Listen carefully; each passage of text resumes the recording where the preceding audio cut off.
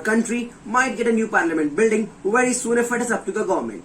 On 10 December 2020, PM Narendra Modi laid the foundation stone for the new parliament building.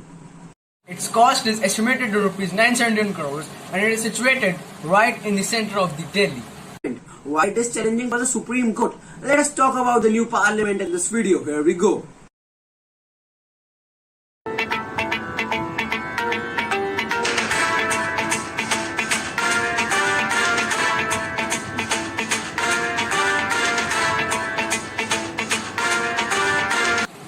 In 2019, the Government of India announces the Central Vista Redevelopment Project, that is the stretch between the Rashtrapati Bhavan and the India Gate in New Delhi.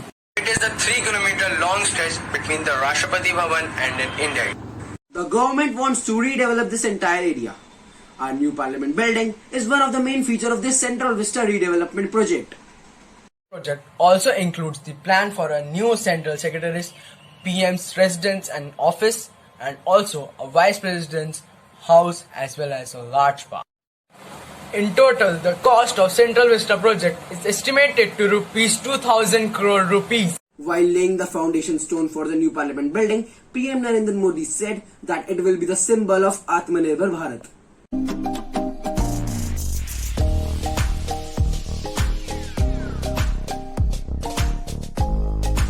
The new parliament will be constructed adjacent to the existing parliament. It would have a build-up area up to 64,500 square meter per square over 4 floors. It will be triangular in shape and a 4-storied building. It can accommodate up to 1,224 MPs in the joint session of Lok Sabha chamber. The new Lok Sabha chamber would be 3 times bigger than the existing one. Artisans and sculptors from across the country would be contributing in this building. Its interior will have 3 national symbols, that is, Lotus theme in Rajya Sabha, Peacock theme in Lok Sabha, and the banyan tree theme in Central Lounge. The new parliament will also have a separate lounge, VIP lounge, and a workspace for MPs. Smart displays and biometrics will be used to make the voting criteria easier in Lok Sabha and Rajya Sabha. The building consists of latest digital interfaces, including audio-video communication system for creating paperless offices.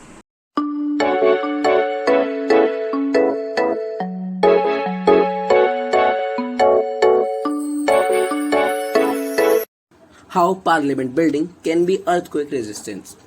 Earthquake would have caused a lot of loss to human life, money, etc. So to avoid it, we have to build earthquake resistance parliament so that there could be no loss in parliament due to earthquake. Now friends, we will talk about how we can make earthquake resistance building. So the first step is to create a flexible foundation. But the first question arises, what is flexible foundation? Here you can see the superstructure of parliament building. The lower part of the building is known as foundation. The horizontal force acts to the foundation of the building because of earthquake. Because of this, the foundation of the building starts vibrating. Simultaneously, the superstructure also vibrates. So, to avoid this, we need a base separation. It means we will separate the superstructure and the foundation. So, because of this, when your horizontal force will come, foundation shows the movement but not the structure, that is our building. So, let us see how we can make flexible foundation. Creating a flexible foundation. Base isolation involves constructing a building on the top of the flexible pad made up of steel, rubber, and meat. When the base moves during the earthquake, the isolators vibrate while the structure itself remains steady. This effectively helps to absorb seismic waves and prevent them from traveling through a building. Shield building from vibration.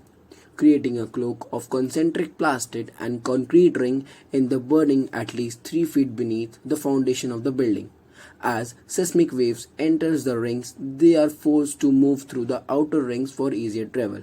As a result, they are essentially channeled away from the building and dissipated into the plates in the ground. Vibrational control devices.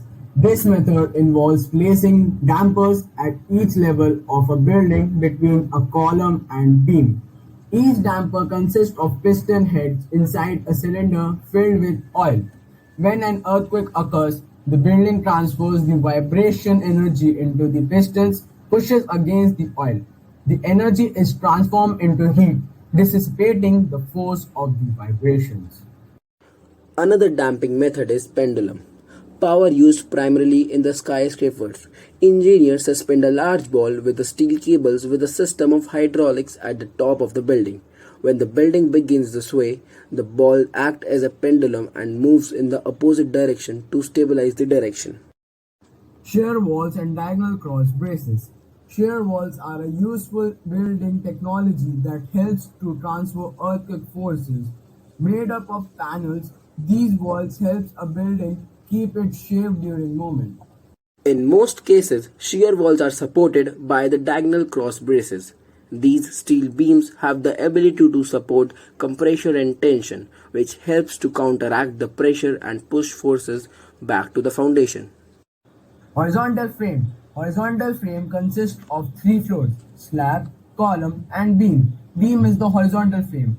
Diaphragms are a central part of the building, consisting of the floors of the building, the roof, and the beam. It helps to transfer the horizontal force to the vertical structure of the build. Moment resisting frames. Moment resisting frames provide more flexibility in a building. This frame is placed among the joints of the building and allows for the columns and beams to bend while the joints remain rigid. Thus, the building is able to resist the larger force of an earthquake. Earthquake resistant materials. In earthquake resistant materials, there are three things: memory alloy, wood, and structural steel. These three things helps in resisting the earthquake. So, friends, hope you understand how we created our earthquake resistant parliament. Let's have a virtual tour to the new parliament building.